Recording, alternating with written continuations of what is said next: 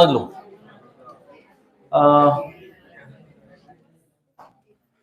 जैसे कि आपका फर्स्ट लेसन है ordinary linear differential equation, right. Second lesson है आप लोगों का लाप्लास ट्रांसफॉर्म। थर्ड लेसन है आपला जैसे कि कॉम्प्लेक्स एनालिसिस। कुछ ब्रांचेस को अब लाप्लास ट्रांसफॉर्म पूरा है तो कुछ ब्रांचेस को Laplace transform plus application of Laplace transform ऐसा है, जैसा भी अब। नेक्स्ट लेसन है complex analysis. Complex analysis. Next lesson है वेक्टर कैलकुलस। अरे मैं शॉर्ट में नाम लिख रहा हूं, आप समझ रहे हैं ना। नेक्स्ट लेसन है आपका स्टैटिस्टिक्स या न्यूमेरिकल मेथड ले लो। नेक्स्ट लेसन है स्टैटिस्टिक्स। नेक्स्ट लेसन है प्रोबेबिलिटी एंड प्रोबेबिलिटी डिस्ट्रीब्यूशन। और नेक्स्ट लेसन है फोरियर ट्रांसफॉर्म। और नेक्स्ट लेसन है जेड ट्रांसफॉर्म। इतने टॉपिक्स हैं। अभी ब्रांचेस की बात करते हैं। कुछ छूटा नहीं ना। पीडी रह गया, पार्शियल डिफरेंशियल इक्वेशन।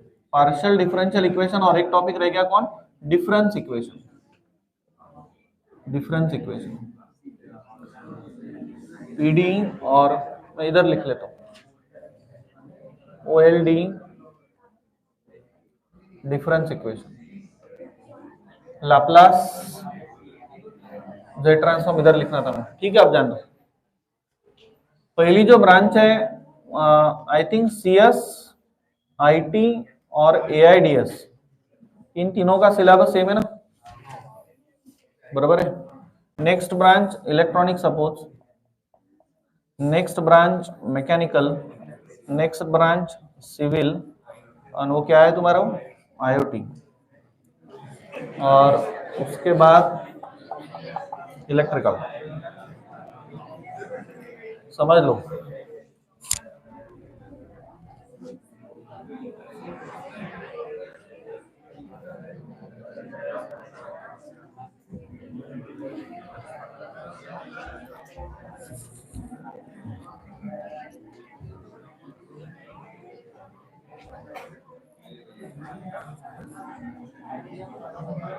ज्यादा ही लंबा हो गया।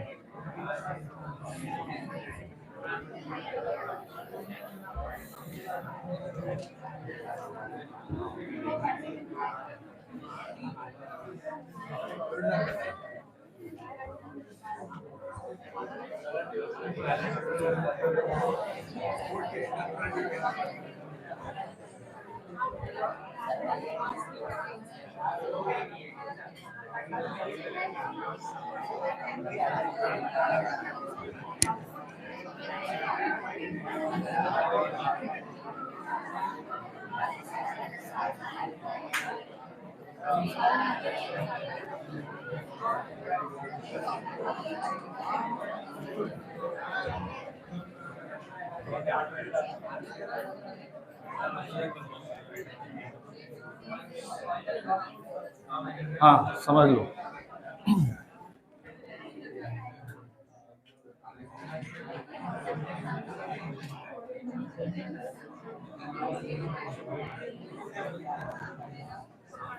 हाँ ध्यान दो।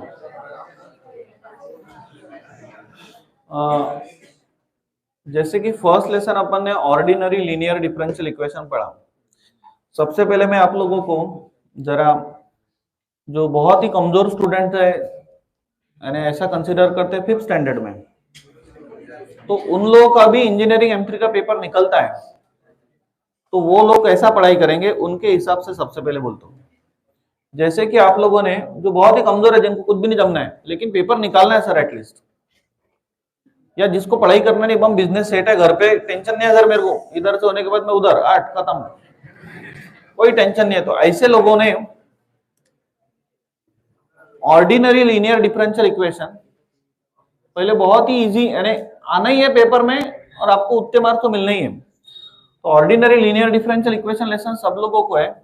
इसके अंदर सिर्फ आपका कंसंट्रेशन अगर सीएफ रखा, सीएफ, तो भी आपको कितने मार्क्स मिल जाएंगे, 4 मार्क कंफर्म हो गया आपको, बराबर है। अब ये सीएफ जो टॉपिक है ये सभी ब्रांचेस को है, तो इलेक्ट्रॉनिक्स वालों को भी सीएफ, इधर भी सी एफ, इधर भी सी एफ और इधर भी सी एफ, तो 4 मार्क एकदम श्योर शॉट 4 मार्क है। समझेंगे इतना? पहला यूनिट बाद में पूरा मैंने छोड़ दिया, अब मैं कुछ भी नहीं कर रहा हूं, इतना ही कर रहा हूं। Isn't it? 4 मार्क मिल गए। वो खून वून दे देना, 2 मार्क मिल जाता।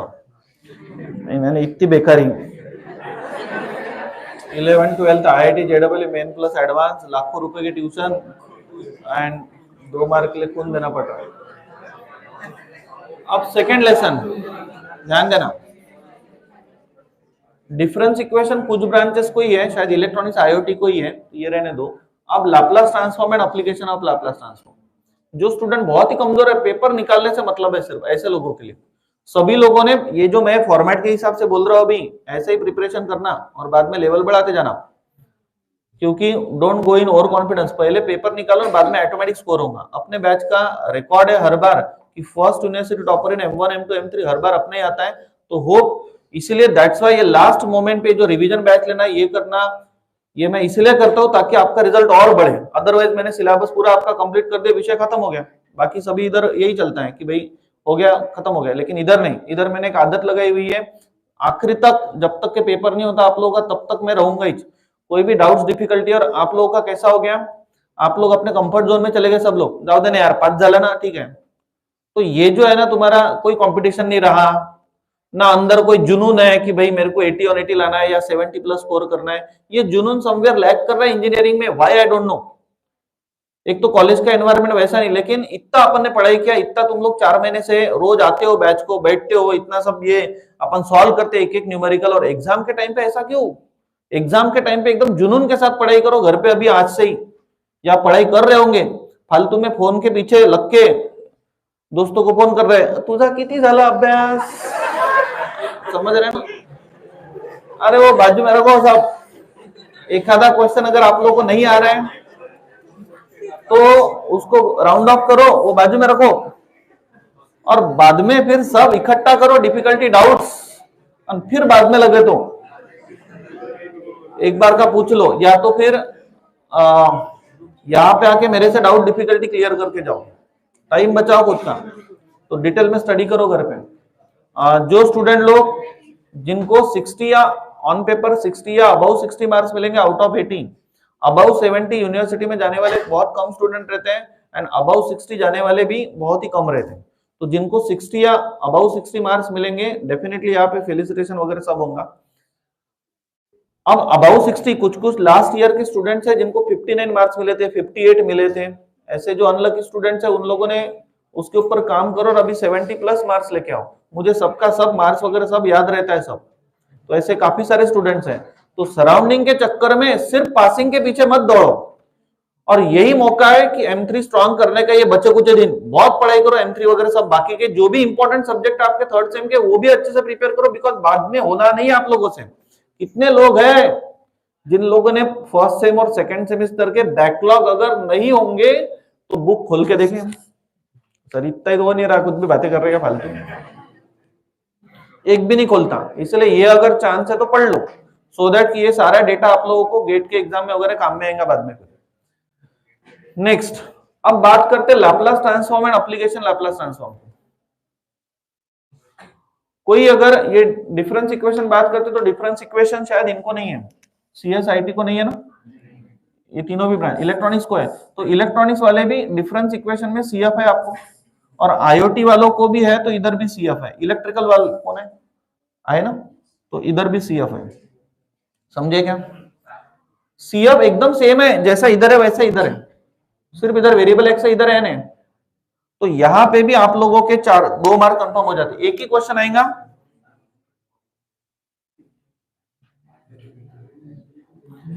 एक ही क्वेश्चन आएगा। लास्ट टाइम ऐसे मैंने मैकेनिक्स का जब दिया था ना, 80 on 80 था पूरा, अभ्यास काहीच नाही केला, पूर्ण डिट्टो तुमचीच बॅच होती।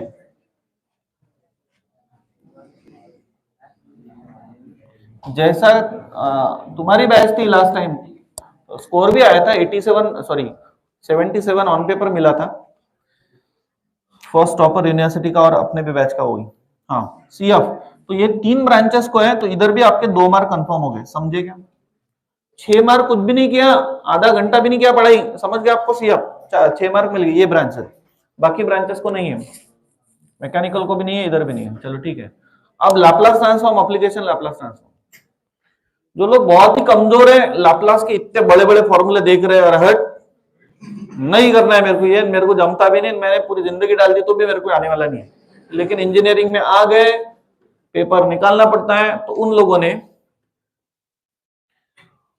Solution of ordinary linear differential equation by Laplace transform technique, ये जो क्वेश्चन है, कौन सा, जगह बहुत कम है यहाँ पे,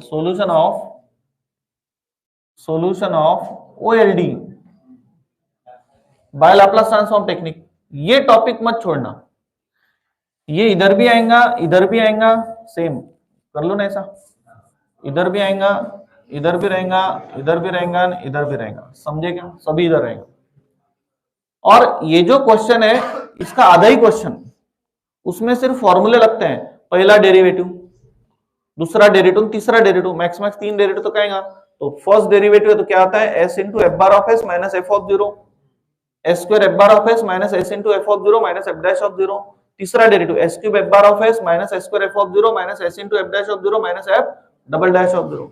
समझ रहे क्या, ये सिर्फ फॉर्मूले पुट करना है, F of zero F dash of zero, F के जगह पे वहां पे एक्स होगा, वाई होगा, तो वो तो उतना समझता है आपको, जो वैल्यूज दिए वो जाके वहां पे पुट करना, पुट करने के बाद x bar of s, y bar of s या एफ बार ऑफ एस वो फाइंड आउट करना।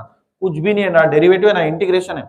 6 से 7 मार्क का क्वेश्चन आता है, आधा वहां तक किया तो भी आपके मिनिमम 3 मार्क कंफर्म हो जाएंगे। 3 मार्क कंफर्म वाले मार्क्स है ये, कोई 19-20 भी नहीं उसमें कि भाई 2 मिलेंगे 4 मिलेंगे, हाँ 3 मिलेंगे, 4 मिल सकते हैं।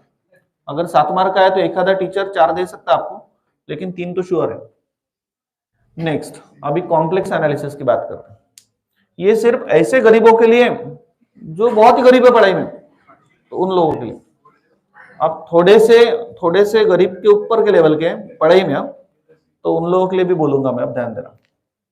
अब कॉम्प्लेक्स एनालिसिस, कॉम्प्लेक्स एनालिसिस पूरा लेसन छोड़ दो, नहीं पढ़ना है मेरे को, सिर्फ बाइलिनियर ट्रांसफॉर्मेशन जो टॉपिक है, बाइलिनियर ट्रांसफॉर्मेशन, और उसमें भी क्रॉस रेशो। समझे क्या, क्रॉस रेशो ना डेरिवेटिव है ना इंटीग्रेशन है, सिर्फ पॉइंट पुटअप करना है, 1 2 3 4 अपॉन 1 4 3 2 खत्म। तो वो सभी ब्रांचेस को है, इलेक्ट्रिकल वाला ना कॉम्प्लेक्स आएगा, हाँ, तो इधर भी है, इधर भी है, इधर भी है, इधर भी है, इधर भी, इधर नहीं, नक्की नहीं है ना। अब तुम अकेले ही हो इलेक्ट्रिकल वाले, आपको M4 में रहेगा वो। हाँ ध्यान दो, अगर आप ऐसे बातें करोगे तो मैं भूल जाऊंगा, फिर एक आधी बात अगर रह गई ना तो बाद में नहीं होगा वो। इंडिविजुअल लेवल पे चुपचाप रहो तो अच्छा रहेगा, ध्यान दो। तो ये जो बाइलिनियर ट्रांसफॉर्मेशन है इसमें क्रॉस रेशो मैंने बोला, लेकिन आपको अगर पूरा लेसन छोड़ना है तो जो 2 वेराइटी के प्रॉब्लम है बाइलिनियर के, एक क्रॉस रेशो वाले, ऑलमोस्ट टाइम वो आपको मिलेंगे ही, लेकिन इनकेस बहुत निग्लिजिबल पर्सेंटेज है, निग्लिजिबल म्हणजे एवढ्या मोठ्या टाक्यात एक थेंब पाणी टाकतो कॉल्ड एक थेंब is called as what, negligible. Negligible chances है कि क्रॉस रेशो नहीं आ रहा भाई, और उसके जगह पे वो वाले प्रॉब्लम आ रहे हैं जिसमें आपको पहचानना पड़ता है इनपुट प्लेन कौन सा और आउटपुट प्लेन कौन सा है। जो इनपुट प्लेन है ट्रांसफॉर्मेशन वो इक्वल्स टू लाना पड़ता है, तो वो इतने डिफिकल्ट क्वेश्चन नहीं है, और जितने सिलेक्टेड क्वेश्चन जो अपन ने लिए हुए उतने भी किए तो चलता। तो ये नहीं आया क्रॉस रेशो, वो आया तो वो डिफिकल्ट नहीं है, सिर्फ आपको वैल्यू सब्स्टिट्यूट करना है, कोई डेरिवेटिव इंटीग्रेशन कुछ नहीं, कैलकुलेशन है सिर्फ। सर्कल का इक्वेशन आपको पता होना चाहिए, सर्कल के सेंटर रेडियस आप लोगों को निकालते आना चाहिए, बस खत्म हो गया, उतना ही है उसके अंदर। तो वो नहीं आया तो वो करना, तो मैं पूरा ही टॉपिक आप लोगों को बोल रहा हूँ, और स्पेशली दिस। तो इसमें आप लोगों को बाइलिनियर ट्रांसफॉर्मेशन का जो प्रॉब्लम है क्रॉस रेशो का, कोई ब्रांच को 4-5 मार्क के लिए भी आता है, इसलिए मैं यहाँ पे 4 से लेके तो 7 मार्क करता हूँ, समझे क्या, मिनिमम 4 मैक्सिमम 7 मार्क। क्लियर हो गया था। अब आगे बढ़ते हैं, वेक्टर कैलकुलस, बाकी पूरा छोड़ दिया कॉम्प्लेक्स। अब वेक्टर कैलकुलस की बात करते हैं, तो वेक्टर कैलकुलस में बहुत सारा है, लेकिन मेरे को नहीं करना है उतना, मैंने छोड़ दिया सब। मैं क्या करूंगा, सिर्फ 2 टॉपिक, एक है डायरेक्शनल डेरिवेटिव एंड दूसरा है इररोटेशनल वेक्टर, ये दो टॉपिक तो बिल्कुल छोड़ना मत। वेक्टर लेसन सीएसआईटी एआईडीएस वालों को है, इलेक्ट्रॉनिक्स वालों को भी है, उसके बाद मैकेनिकल वालों को भी है, उसके बाद सिविल वालों को नहीं है, उसके बाद आईओटी वालों को है क्या रे? नहीं है, नहीं है। इलेक्ट्रिकल वालों को है, तो इलेक्ट्रिकल वाले समझे क्या? आप सिर्फ ये दो टॉपिक कर रहे हो, इसके अंदर आप लोगों को मिनिमम 6 मार्क और मैक्सिमम 13 मार्क मिलेंगे। 13 या हो सकता है 14 मार्क ले दूंगा, 14 मार्क। मैकेनिकल वालों को तो बहुत बार ऐसा होता है कि दोनों टॉपिक एक ही क्वेश्चन में मिल जाते हैं। इररोटेशनल वेक्टर में कुछ नहीं करना है आपको, डिटरमिनेंट जीरो करना है और स्केलर पोटेंशियल निकालना है। और डायरेक्शनल डेरिवेटिव भी बहुत अच्छे से बैच में लिया, रिवीजन बैच में भी रिवाइज करके दिया, तो आपको टेंशन नहीं है। तो ये बिल्कुल छोड़ना मत दोनों टॉपिक, राइट? आगे बढ़ते हैं, अब न्यूमेरिकल मेथड की बात करते हैं। न्यूमेरिकल मेथड तो जो भी ब्रांचेस को उन्होंने छोड़ना ही नहीं है, कुछ भी नहीं छोड़ना है। अब इसके अंदर very important methods are false position method या रेगुलर पॉलिसी मेथड या तो फिर न्यूटन रैप्सन मेथड। ये दो मेथड में से एक तो कंपलसरी है, दो मेथड में से कंपलसरी, बाद में गॉस सीडल इटरेशन मेथड, बाद में रंगे कुत्ता मेथड, यूलर्स मॉडिफाइड यूलर्स, रंगे कुत्ता। तो इसमें से रंगे कुत्ता मोस्ट प्रोबेबली, पिकार्ड्स और टेलर। तो मैं एनएम जो लेसन है उसके अंदर कोई आईएमपी नहीं देता। अगर बहुत ही अब तो ये बहुत हद हो गया, अलग से मिलना मेरे को अकेले में। अभी एनएम हद हो गई ना यार, अगर इसमें भी आईएमपी बोल रहे हैं पुट्टे इतना आईएमपी देने, सर आईएमपी में से भी आईएमपी, तो हे आईएमपी मधून आईएमपी दिला तर मोस्ट आईएमपी आहे आणि मोस्ट आईएमपी ऑलरेडी कम है, उसमें से भी आईएमपी। अब एनएम की बात करते हैं। एनएम आप लोगों ने पूरा ही करना है लेसन। अब सिलेक्टेड आईएमपी बोलो तो ओरली बोल रहा हूं, selected IMP is false position Raphson method, दो में से एक आएगा 7 मार्क कंफर्म, गॉस सीडल और रंगे कुत्ता। चार मेथड तो बिल्कुल छोड़ना नहीं, ये चार तो करना ही करना है। तो ये मैं पूरा ही पकड़ रहा हूं और यहाँ पे आपके मार्क्स जा ही नहीं सकते। यहाँ पे आपको 13 में से 13 मार्क मिलना ही चाहिए। सीएसआईटी वालों को इधर नहीं है, इलेक्ट्रॉनिक्स को, मैकेनिकल को, सिविल को है, आईओटी को है ना, आणि इलेक्ट्रिकल क्या है फिर तुमको? ठीक है, नेक्स्ट। अब स्टैटिस्टिक्स। स्टैटिस्टिक्स अभी अभी अपन ने रिवाइज किया, तो ये पूरा ही लेसन आप लोगों ने करना है। इनको भी है, इलेक्ट्रॉनिक्स को नहीं है ना, वापस से बातें बढ़ गई आपकी। मैकेनिकल को है ना, उसके बाद सिविल को है, आईओटी को, और इलेक्ट्रिकल वालों को आए। तो ये सभी लोगों को आधा ही लेसन है, यानी 6 मार्क का। तो भी मैं इसमें 4 से 6 मार्क, आधा आता ना, 6 मार्क का आता ना, तो ये 6 में से 6 मिलना चाहिए आपको, 6 to 7 मार्क्स के लिए आता। नेक्स्ट, अब प्रोबेबिलिटी एंड प्रोबेबिलिटी डिस्ट्रीब्यूशन देखते हैं। तो इसमें सीएसआईटी वालों को ये टॉपिक नहीं है, उसके बाद इलेक्ट्रॉनिक्स वालों को भी नहीं है ना, मैकेनिकल वालों को है, पूरा ही करना है। देन सिविल वालों को भी है, और आपको आईओटी वाले है, और इलेक्ट्रिकल वाले है। ध्यान दो, अब ये लेसन पूरा ही करना है। पूरे में है ही कितना, आप लोगों ने प्रोबेबिलिटी डिस्ट्रीब्यूशन करना है। प्रोबेबिलिटी डिस्ट्रीब्यूशन के प्रॉब्लेम किसी को भी एवढूच्या पोराला समजून सांगितलं तरी समजते। प्रोबेबिलिटी डिस्ट्रीब्यूशन का जो फॉर्मूला है वो है NCR P⁻R Q⁻n-R। ये है प्रोबेबिलिटी डिस्ट्रीब्यूशन का फॉर्मूला। बाकी लोग भी समझ लो, 5 मिनट ज्यादा जाएंगे, ज्यादा पढ़ने से तुम्हारा कुछ लॉस नहीं हो रहा। और आपको 11th-12th में था सबको। ये फॉर्मूला कहां से मिलता है? तो बाइनोमियल एक्सपांशन करते हो आप लोग, a+b⁻n, तो वहां से जो nth टर्म मिलता है, ये इसका प्रूफ है। ये आपका प्रोबेबिलिटी डिस्ट्रीब्यूशन का फॉर्मूला है। सपोज एखादा एग्जांपल लेते हैं कि probability of pen manufactured by company will be defective is 1 0.1, then तो आपको probability of pen manufactured by company will be defective is 0.1, यानी आपको दिया क्या है P, P कितना दिया है 0.1, बराबर समझ लो। अरे ये आ रहा है ना फ्रेम में, हाँ। अभी आपके पास एक फॉर्मूला है, formula is P plus Q equals to 1, probability of passing plus failing equals to कितना रहता है 1। तो इन दैट सेंस अगर P आपको दिया है तो Q आप निकाल सकते हो, तो Q कितना हो गया 1 माइनस 0.1, यानी Q मिल गया कौन 0.9। समझे क्या, आ रहा है क्या?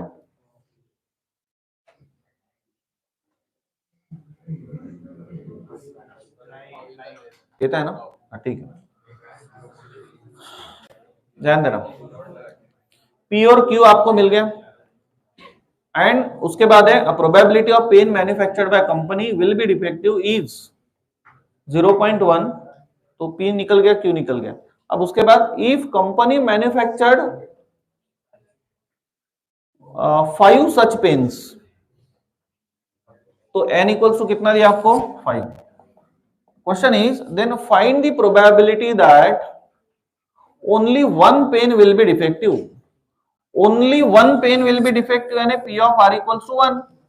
फॉर्मूले के अंदर ये वाले n की वैल्यू पुट करो 5, R की वैल्यू पुट करो 1, P की वैल्यू 0.1, R पता है, Q भी पता है 0.9, n पता है, R पता है, सब पता है, हो गया खत्म।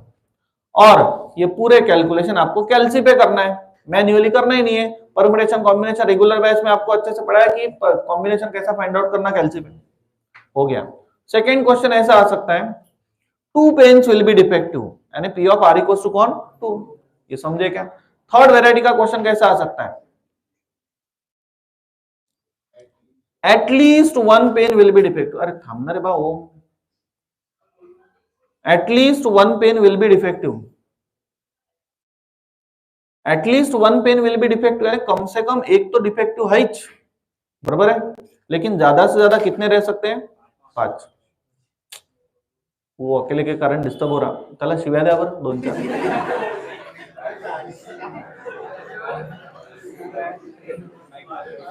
लड़की ने गालियां दिया तो इम्पैक्ट दिखता ना, आजकल भारी है पोरी पण देते खतरनाक गाल्या,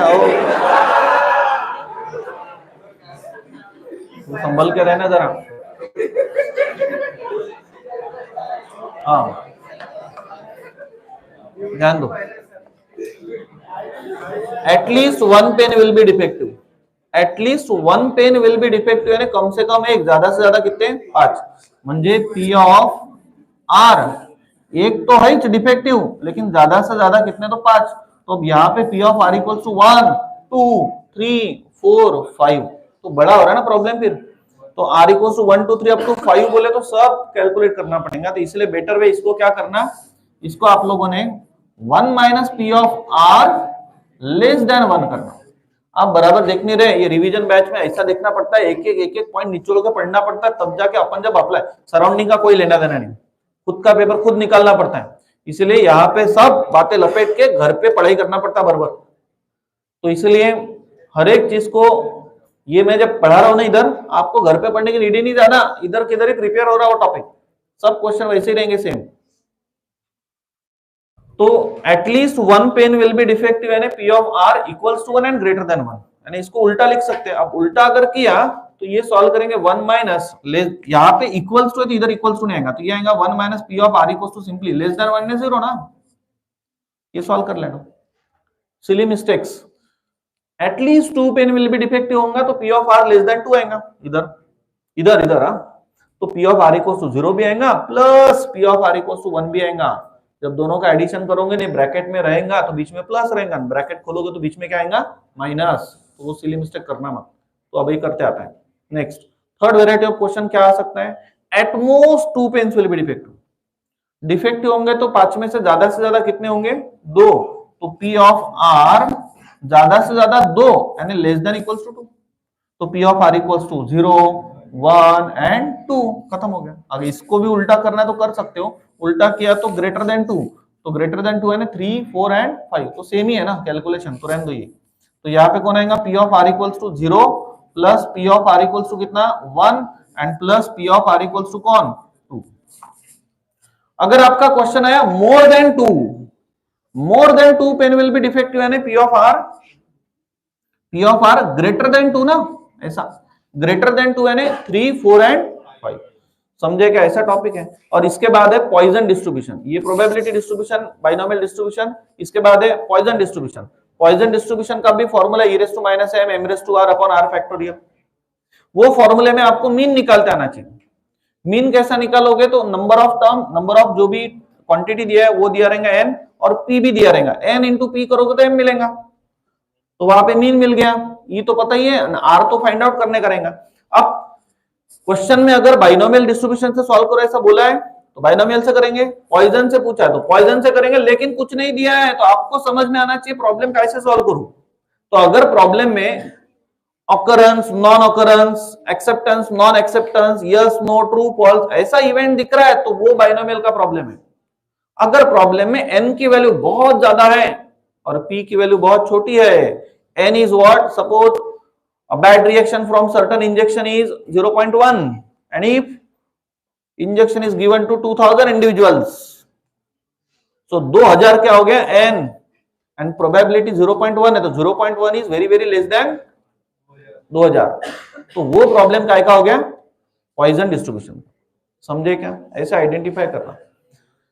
बाकी तो फिर ये at least and at most and more than and less than and equals to, ये तो सब सेम ही रहेगा कंसेप्ट, समझ गए फिर दोनों।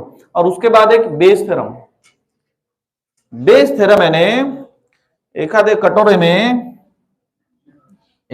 कटोरे में कुछ रेड बॉल्स रखे हुए हैं, कुछ ब्लैक बॉल्स रखे हुए हैं, बराबर है ना, कुछ और ब्लू बॉल्स रखे हुए हैं, बराबर है ना। और ये कटोरे में हाथ डाला और उसमें से 2 बॉल निकाले, बराबर है ना, और वो 2 बॉल कौन से, व्हाइट निकलना चाहिए, सॉरी रेड निकलना चाहिए, ब्लैक निकलना चाहिए, इसकी प्रोबेबिलिटी निकालना है। ऐसे इतने इजी क्वेश्चन है, बेस थ्योरम छोड़ना मत, पेपर में आएगा सिविल वाले और इलेक्ट्रिकल वाले, 3 क्वेश्चन है, मेरे से ले लेना, आप एब्सेंट थे। चलो ध्यान दो, छोड़ना मत। तो प्रोबेबिलिटी में पूरे मार्क्स मिलना चाहिए। अब मैं यहाँ पे मार्क्स डिस्ट्रीब्यूशन लिख रहा हूं, प्रोबेबिलिटी में मिनिमम 6 मार्क, मैक्सिमम 13 मार्क, क्योंकि इलेक्ट्रिकल और सिविल वालों को पूरा लेसन है।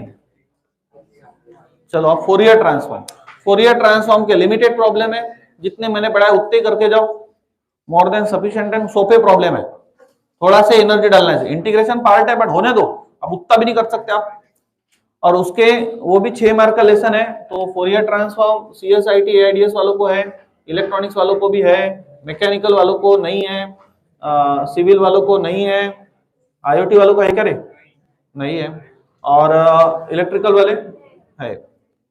तो ये आधा ही लेसन है, तो इसमें आपके 6 मार्क से लेके तो 7 मार्क। जेड ट्रांसफॉर्म कहीं पे भी नहीं है, इधर नहीं, इधर नहीं, इधर नहीं, इधर नहीं, और इधर भी नहीं। जेड ट्रांसफॉर्म IoT लाएगा नहीं है ना, और इलेक्ट्रिकल वालों को है। तो once again listen very carefully, electrical वाले बहुत ही इजी है जेड ट्रांसफॉर्म, जैसा लाप्लास ट्रांसफॉर्म, OLD वैसा लाप्लास, और जैसा डिफरेंस इक्वेशन वैसा ही जेड ट्रांसफॉर्म। तो लाप्लास में अपन ने कौन सा टॉपिक किया, solution of OLD by Laplace transform technique, तो वैसे ही आपने वही टॉपिक इधर करना है। तो यहां पे रहेगा solution of difference equation by Z transform, छोड़ना मत है। तो मिनिमम 3 मार्क तो आपके यहाँ पे कंफर्म है, बहुत इजी लेसन है, एब्सेंट नहीं रहते तो जम जाता था रेगुलर बैच में। अब पार्शियल डिफरेंशियल इक्वेशन की बात करते हैं। तो पार्शियल डिफरेंशियल इक्वेशन में टाइप 1 गिनने लायक नहीं है, क्योंकि P के जगह पे N, Q के जगह पे B। टाइप 2, टाइप 3 और टाइप 4, ये 3 टाइप में से 2 प्रॉब्लम आएंगे। अगर आपका पढ़ाई करना बहुत जान पे आता है, मैं 5th स्टैंडर्ड वालों को बोल रहा हूँ पढ़ाई, तो बहुत जान पे आ रहा है पढ़ाई करना, तो इन दैट केस कोई तो भी एक तो भी टाइप अच्छे से करो, टाइप 3 करो, नहीं तो टाइप 2 करो, बराबर है। एनी वन टाइप अगर आप लोगों ने किया, any one type accept first, any one type including first ना, प्लस पहला, तो ये इनको भी है, देन इधर भी है, इधर ये लिखने की नीड नहीं। इनको भी है, सबको है ना? इलेक्ट्रिकल वालों को है क्या? सबको है एनी वन टाइप, तो इसमें आपके 4 बार कंफर्म हो जाते, या 3 पकड़ लेते अपन, ठीक है, 3 से 4 मार्क। अभी ध्यान दो, यानी 3 से 4 मार्क पकड़ते, 3 से 4 मार्क, लक्ष द्या।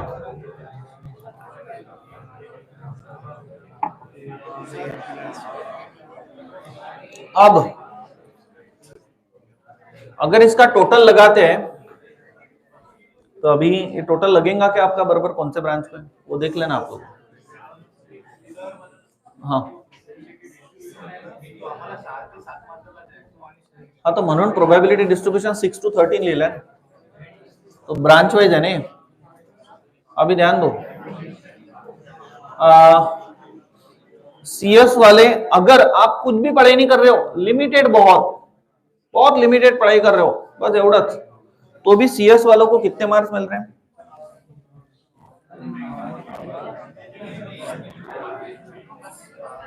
सीएस वालों के मार्क्स, सीएस आईटी एआईडीएस वाले, कैलकुलेशन बराबर करो।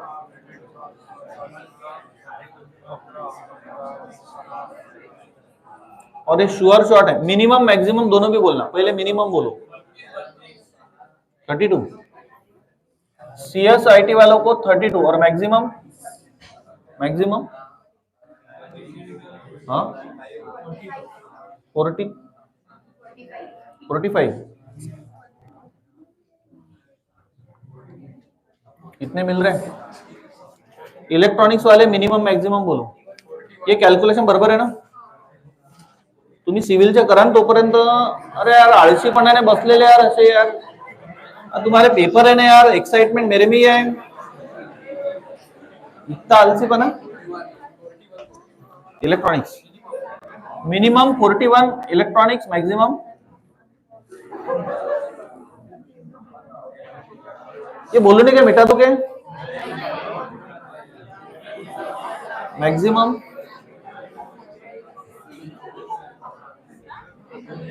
अरे तुम्ही करा ना, एखाद्या स्नॅपचॅट देख रहे हो, काय भेटतं क्या तो?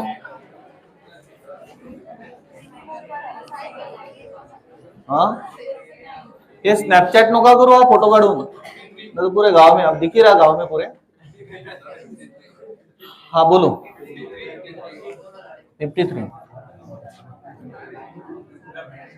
आप कोई पढ़ाई करना का काम ही नहीं ज्यादा, तो भी मिल रहे। नेक्स्ट, जे लोग अभ्यास करतात उन्होंने पूरा ही करना है डिटेल में, लेकिन पहले ये करना, बाद में बोलता हूं मैं अभी। नेक्स्ट, मैकेनिकल वाले जल्दी बोलो यार, बहुत टाइम लगा रहे। 37, 37 टू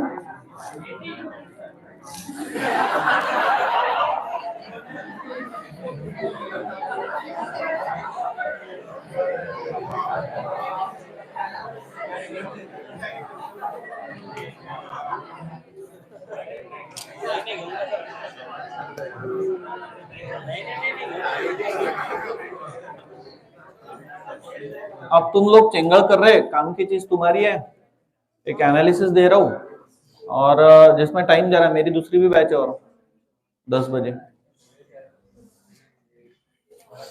ऐसा साइलेंस रखो और पटापट ये बोलो और खत्म करो, क्योंकि ये हुआ नहीं, मेरे को और बोलना है, इसको अपडेट करना है ना, कि आप ये 5th स्टैंडर्ड वाले, अब 7th स्टैंडर्ड वाले हैं, तो फिर इंजीनियरिंग तक नहीं आते अपन, रन दो।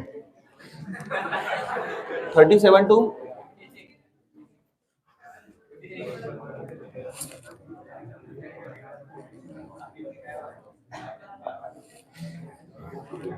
नेक्स्ट, सिविल वाले बोलो, आईओटी वाले कैलकुलेशन करके रखो, सिविल वाले 39 टू 45, आईओटी वाले 47 टू 51, और इलेक्ट्रिकल वाले 39 टू,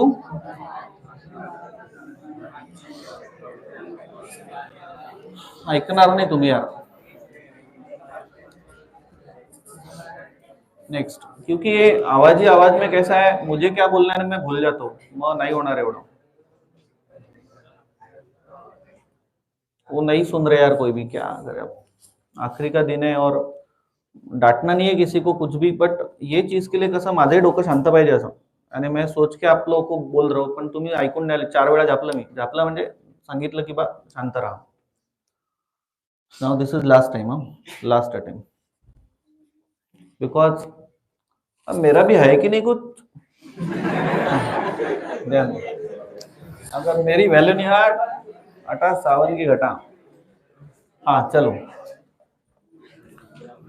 नाउ सेकेंड, अब ये तो मिनिमम मैक्सिमम हो गए, और सीएफ के लिए आप कितना पढ़ाई कर रहे हो, झाला आहे तुमचा सीएफ येते तुम्हाला, but don't go in over confidence. Problem पहा, सॉल्व करून पहा. क्वेश्चन बैंक लिखो, क्वेश्चन बैंक भी अवेलेबल किया, बहुत महंगा कोर्स है, 1 रुपए वाला, वो तो उसके अंदर डाले भी पेपर्स, राइट. इधर भी ठीक है, एप्लीकेशन इसमें भी कुछ ज्यादा पढ़ाई नहीं करना है, कॉम्प्लेक्स एनालिसिस कुछ भी नहीं है, इधर भी वेक्टर कैलकुलस समझ के आप लोग, राइट.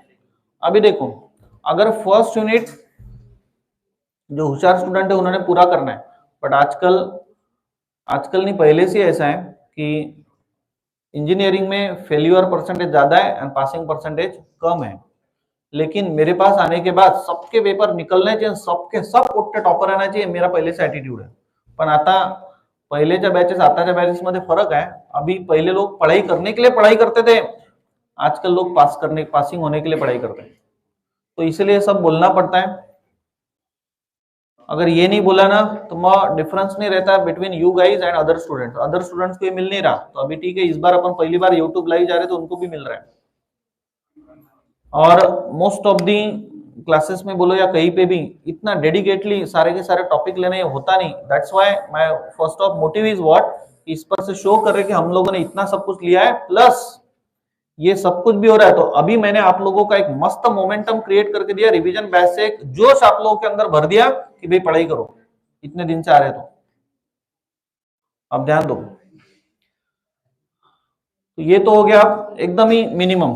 अब थोड़ी लिटिल बिट और पढ़ाई बढ़ाते हो तो आप लोग ऑर्डिनरी लीनियर डिफरेंशियल इक्वेशन में, ये तुम्हारी पहली स्टेप हो गई, पहला पड़ाव हो गया. अब दूसरा पड़ाव, अगर पहला पड़ाव पार कर लिया तो अब सेकेंड वाला, second step ordinary linear differential equation में आप लोग नेक्स्ट टॉपिक जो प्रिपेयर कर सकते हो उसका नाम है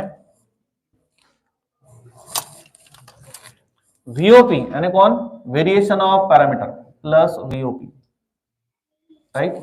और ये सभी ब्रांचेस को रहेगा, VOP, VOP, VOP, variation of parameter, variation of parameter. तो अभी देखो फर्स्ट लेसन में आपके परसेंटेज बढ़ गए. जस्ट अ मिनट,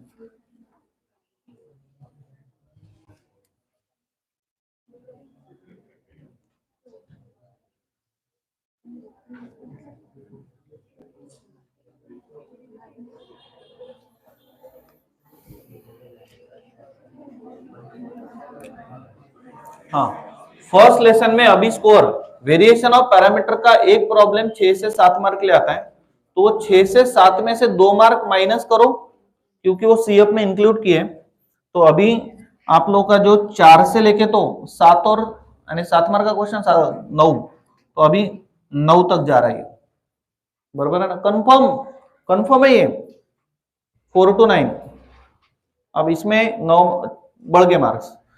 आगे बढ़ते हैं, बाकी का नहीं कर रहे. अब वो थर्ड स्टेप में जाएगा सब, तो ये रहने दें, ये सेकंड स्टेप चल रही है. डिफरेंस इक्वेशन 3 टाइप से है, तो जान दो, इतनी पढ़ाई होती नहीं आप लोगों से, रहने दो. CF Laplace transform, application of Laplace transform में एक मैं ऐड करना चाहूंगा, that is what, convolution theorem. आपको समझेगा नहीं, सीटी यानी कौन, कन्वोल्यूशन थ्योरम.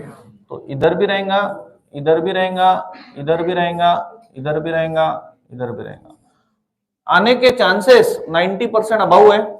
एक आधे ब्रांच को नहीं आया तो बाकी ब्रांचेस को आएगा, या ऑलमोस्ट सभी लोगों को आ जाएगा. तो अभी ये भी मार्क्स आपके बढ़ गए. ये मार्क्स आपके जो 3 थे उसमें डायरेक्ट अब और 7 मार्क बढ़ा दो या 4-5 मार्क बढ़ा दो, तो ये भी ऑलमोस्ट 9 से 10 मार्क तक जा रहा है. तो अपन इसको अभी 9 मार्क पकड़ लेते हैं, बराबर है. यानी थोड़ा सा धक्का मारा, यहाँ तक गाड़ी पहुंची, अब और थोड़ा सा धक्का मार दिया तो यहाँ तक पहुंच गई, बराबर है. ऐसा धक्का मारते मारते पढ़ाई करो, हो जाती engineering. Complex analysis, complex analysis में आप एक काम करो, पहले क्रॉस रेशो किया था, अभी वो दूसरे वेराइटी कर लो बस, बाकी नहीं देता लगे। हालांकि मैं कॉची रेसिड्यू दे सकता हूँ, कुछ भी नहीं उसके अंदर, लेकिन वो स्टेप थर्ड में डालते हैं अपन।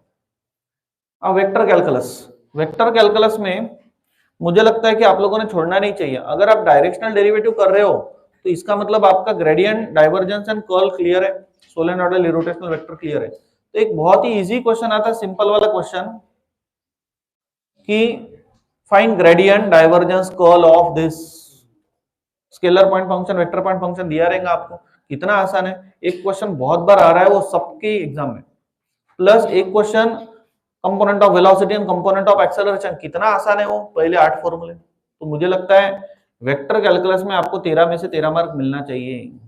वाटल्यास तो वेक्टर इंटिग्रेशन टॉपिक पाहून जाल फक्त, बाकी रहने दो। एखादे को जमता है, होशियार लोग, वो सब देख के जाना है, सब सॉल्व करके जाना है। तो वो वाला जो है ना सिंपल वाले प्रॉब्लम, क्या लिखूं यहाँ पे, इंपॉर्टेंट पॉइंट्स, इंपॉर्टेंट पॉइंट्स लिखे थे ना अपन ने सबसे पहले, हाँ वो वाले इंपॉर्टेंट पॉइंट्स, 8 पॉइंट थे ना, उसके ऊपर plus gradient, divergence and curl, इसके प्रॉब्लम्स, बराबर है। तो अभी ये अगर ये सबको ही है, तो ये अगर करते हो तो सबके अभी मार्क्स बढ़ गए, एडिशनल, एडिशनल जो मार्क्स बढ़ रहे हैं, यहाँ पे प्लस लिखता मैं, जो प्लस आपके मार्क्स यहाँ पे वीओपी बढ़ाने से कितने बढ़ गए थे, 5, यहाँ पे नहीं, यहाँ पे कन्वोल्यूशन बढ़ाने से कितने बढ़ गए थे, 6 से 7, बराबर है। तो 6 कर देते, 6 से 7। यहाँ पे नहीं कुछ किया अपन ने, यहाँ पे अभी जो एडिशनल, ये 13 मार्क इसलिए लिखे थे मैंने क्योंकि आप 2 टॉपिक कर रहे थे, पहले डायरेक्शनल डेरिवेटिव, इरोटेशनल वेक्टर। 6 से 13 इसलिए लिखे थे, 6 तो मिनिमम, एक तो आएंगे ही, दूसरा और में आ सकता है ना, म्हणून 6।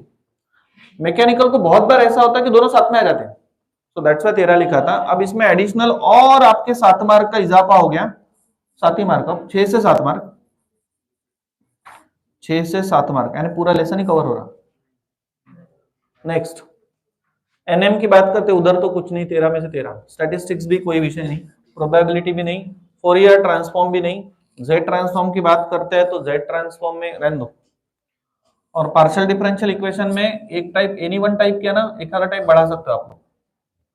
अगर आपको टाइप 3 आ गया तो थोड़ा सा हिम्मत करके और टाइप 4 भी कर लो ना, तो और एक टाइप बढ़ा देते हैं, प्लस और 1 टाइप, एक आधा टाइप और कर लेते हो, तो इधर फिर आपको जो 3 से 4 है उसमें और 3 मार्क बढ़ सकते हैं, और 3 से 4 2 क्वेश्चन आएंगे ना, बराबर है। ये 8 तो नहीं होंगे, 8 तो नहीं होंगे, 7 हो सकते हैं, मैक्सिमम 8 नहीं रहेगा, 3 ही बढ़ा लो, +03, ठीक है। ये होगी तुम्हारी सेकेंड स्टेप। अब थर्ड स्टेप की बात करते हैं, अभी कुछ ज्यादा नहीं बचे। थर्ड स्टेप की बात करते हैं तो इधर वेरिएशन ऑफ पैरामीटर हो गया, सीएफ हो गया। अब क्या करो, अब और दिमाग लगाओ। अभी जो अपन ने ऑपरेटर डी लिया था ना, ऑपरेटर डी, तो ऑपरेटर डी के बहुत ही कम प्रॉब्लम है, इनमिन पांचे की प्रॉब्लम है सर, बराबर है। तो अब क्या करो, पहला पढ़ाव हो गया, दूसरा पढ़ाव हो गया, अब क्या करो कि ऑपरेटर डी के मैंने जितने क्वेश्चन लिए, ऑपरेटर डी म्हणजे generalize method of finding P I. अब आपको ऑपरेटर डी समझता है, ऑपरेटर डी समझे क्या, यहाँ पे भी वही, यहाँ पे भी वही, यहाँ पे भी वही, यहाँ पे भी वही, यहाँ पे भी वही। ऑपरेटर डी प्लस कॉची में का मैंने एक प्रॉब्लम वो a cos log x plus b sin log x वाला दिया था, वो वाला। तो ऑपरेटर डी के मैंने सिर्फ 5-6 प्रॉब्लम लिए, उसमें जो स्टार्टिंग के 3 है ना, तो सिलेक्टेड प्रॉब्लम करना है, हो सकता है उसमें से एक मिल जाए तो आपका भजन पूरा ही जम गया, फिर दोनों भी क्वेश्चन आ जाएंगे आपको, हो सकता है वीओपी और साथ में आ जाए, तो ये 9 हो रहे, तो अभी इसमें कितने मार्क्स और ऐड हो गए, तो अभी ये पूरा ही लेसन मिल गया फिर आपको, दैट इज और 4 मार्क बढ़ रहे हैं ना, समझे क्या। इधर डिफरेंस इक्वेशन की बात करते हैं, अब थोड़ी सी लेवल अपन ने ऊंची की, इसीलिए type 1 sorry case 1, case 2, case 3 तीनों भी केसेस हैं, तो तीनों केसेस है तो यार एक आधा तुम लोग केस बढ़ाओ, तो CF प्लस PI की सेकेंड केस बोलो या एनी वन केस में यहाँ पे सभी लगता है तो कर ही लो, जान PI। अगर आप फर्स्ट लेसन कर रहे हो ना अच्छे से तो ये हो ही रहा है ना, तो ये अगर मैं ऐड कर देता हूं, तो अभी यहाँ पे डायरेक्टली आप लोगों के 4 मार्क बढ़ गए, समझ गए, 4 से 5 मार्क बढ़ गए, यानी 6-7 मार्क के लिए क्वेश्चन आता है। Laplace transform, application of Laplace transform में एडिशनल अब क्या कर सकते हो, जिनको क्लियर है लैपलास वगैरह सब, तो स्टार्टिंग में अपन ने प्रॉब्लम जो लिए थे, एक क्वेश्चन आपके पेपर में से कंपलसरी आएगा जिसके अंदर इंटीग्रल साइन वगैरह दिखाई दे रहा है, बराबर है, स्टार्टिंग के फाइंड लैपलास ट्रांसफॉर्म ऑफ ऐसा, तो वो वाले क्वेश्चन आ सकते हैं, तो वो अपन बढ़ा सकते हैं, सिंपल वाले प्रॉब्लम प्लस लैपलास ट्रांसफॉर्म के प्रॉब्लम जिसमें इंटीग्रेशन आता है, समझे क्या, लगे तो लिखता हूं ऐसा, integral 0 to infinity 0 to T, समझे क्या, वही फोकस करो सिर्फ, बराबर है। अब वो अगर कर रहे तो ऑटोमेटिक पहला टॉपिक हो रहा है तो सभी सेम रहेगा इधर में, ये थर्ड पढ़ा हुआ है, हाँ, और प्लस फिर इसमें ये ऑलरेडी कितने मार्क्स का हो गया, 9, 9 में और 4 बढ़ गए, आएगा क्यों क्यों, समझे क्या, खत्म हो गया। अब इधर अगर आप लोगों की हिम्मत है आगे और बढ़ने की, कॉची रेसिड्यू कुछ लोगों को है कुछ लोगों को नहीं है शायद, बराबर है, तो वो आप लोगों ने चेक कर लेना, बहुत बार ऐसा है कि सिलेबस में नहीं है लेकिन पेपर में आता है, तो वो भी चेक करना। तो कॉची रेसिड्यू की बात करते हैं, कॉची एंड रेसिड्यू ये मैं ऐड कर देता हूं, क्योंकि कॉची रेसिड्यू में कुछ भी तो नहीं है, पोल इनसाइड लाई करता है कि आउटसाइड लाई करता है वो देखना है, सिर्फ इनसाइड लाई करता हूं तो 2 pi into f of the direct equals to outside या ऑन द सर्कल लाई करता हूं डायरेक्टली कौन 0, कुछ नहीं है दम उस टॉपिक में, अगर खुद को नहीं समझ में आ रहा तो मेरे पास आओ, या तो फिर कोई दोस्त है उसके पास जाके समझ के लो, लेकिन थोड़ी सी एनर्जी डालो तो आ जाएगा, आपको समझा हुआ है, राइट। तो ये इसके लिए ही रहेगा, सबके लिए नहीं, ये टॉपिक देख लेना आप क्या है, तो सबके लिए अगर होगा तो उसके 7 मार्क बढ़ जाएंगे, फिर आएंगे ऑलमोस्ट। अब इसके अंदर और ये सेकंड स्टेप में ऐड करना चाहिए मैंने, थर्ड स्टेप में और एक ऐड कर लेता हूं, हार्मोनिक फंक्शन। तो हार्मोनिक फंक्शन चे लिमिटेड प्रॉब्लेम करावटल्या, उसमें log x square plus y square लिया था, हार्मोनिक फंक्शन, राइट। और एक क्वेश्चन तो भूल रहा मैं, वो वाला question F of Z is a regular function वाला, वो छोड़ना मत। तो अब सब कुछ ही मिल रहा है आपको, तो ये डायरेक्ट यूनिट अब कितने मार्क्स बढ़ गए आपके, 9 बढ़ गए ना, 9 मार्क्स बढ़ गए ना डायरेक्ट, पूरा ही हो गया ना, बचा ही क्या, वेक्टर तो पूरा ही करना है, अभी समझ गए आप लोग, एनएम की बात करते पूरा ही करना है, स्टैटिस्टिक्स हो गया, प्रोबेबिलिटी हो गया, फोरियर ट्रांसफॉर्म हो गया, जेड ट्रांसफॉर्म हो गया, पार्शियल डिफरेंशियल इक्वेशन हो गया, फिर तो ऐसा हो रहा है। अब ये डायरेक्ट आपका कितना हो रहा है, इसमें पूरा ही हो रहा है ना, आउट ऑफ ही हो रहा है ना, पढ़ाई करने का एक स्टेप दिया मैंने आपको, पहली स्टेप तो पेपर में आएंगी पूरी, फर्स्ट स्टेप, तो ये जो मिनिमम मार्क्स है इधर के ये श्योर है तुम्हारे, अरे हेलो समझ रहे ना, ये मिनिमम है पहली स्टेप, और जो सेकंड स्टेप अभी अपन ने बनाई, तो सेकंड स्टेप पूरा ही 81 80 हो रहा क्या, अप्रोक्सीमेटली 80 हो रहे हैं ना,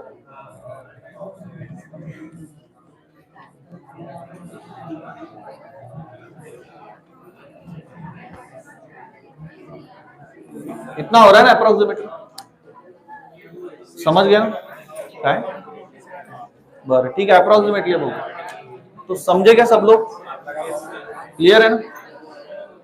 तुम्हारे बैच के साथ कोई मेमोरी नहीं है तो एक दो सेल्फी ले लेते हैं, और यूट्यूब पे जो लोग हैं उनका भी आ जाएंगे ना, फिर इसका ले लेते सेल्फी हम, माझा मोबाईल इकडे एखादा द्या कोणी अच्छा वाला दो,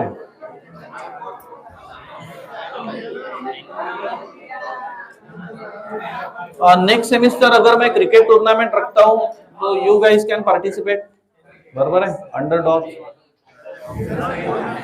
वो मैच मैंने कितनी बार देखी, यूट्यूब पे डाल के रखा, अच्छा हो गया लाइव लिया, तो हम भी बिगिनर है ऑनलाइन में, इतना नहीं समझता है, 4-5 दिन से ले रहे हैं, बट अब समझ में आया कि ये लगाने से उनको ऑडियो क्लियर जा रहा, माइक लगाने से, आज माइक लगाया, पहले हम वो छोटा मोबाइल यूज करते थे, ये वाला क्लियरिटी अच्छी नहीं, अभी आईफोन लगाया तो क्लियरिटी भी बढ़ गई, राइट।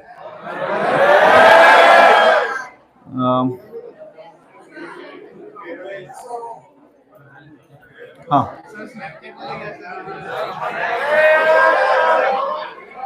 मैं स्मार्ट दिख रहा हूँ,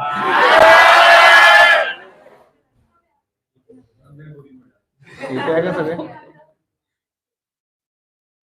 सर नाही मी नाही आलो ना. आता इकडनं घेऊन भेटेन.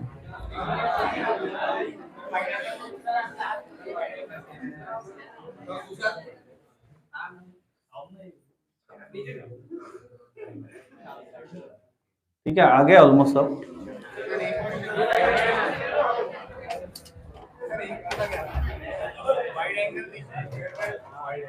हाँ चलो, आपको पढ़ा के मेरे को बहुत अच्छा लगा.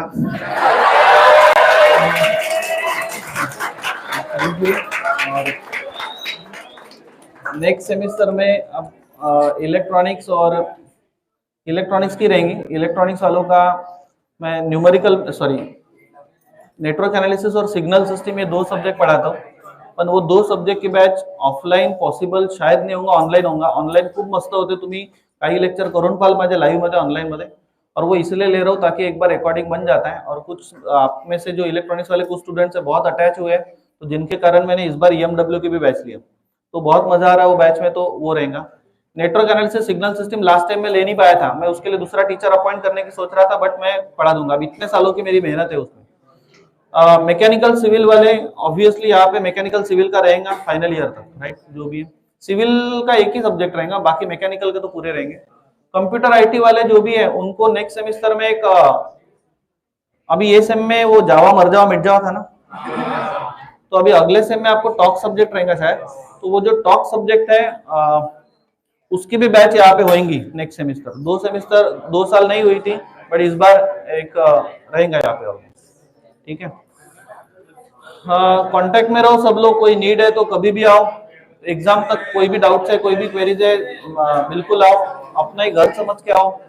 कोई भी कुछ भी डिफिकल्टी डाउट्स है तो बिंदास आओ. कहीं पे अगर नीड लगती है आपको, एक आधा कंफर्ट जोन में से बाहर निकल के अगर कुछ अलग करना चाहता है, प्रोजेक्ट डेवलपमेंट वर्कशॉप चाहिए, तो इसके लिए भी आप लोगों के लिए गेट्स खुले.